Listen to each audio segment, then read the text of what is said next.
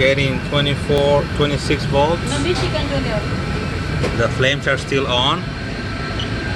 The temperature is 336 and it's saying ready. The gas valve still open.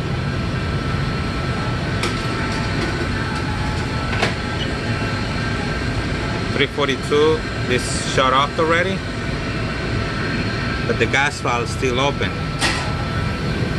I'm still getting 26 volts. It should have turned off by now, so I'm gonna turn it off, because if I don't turn it off, that's gonna trip the high limit. What is the problem?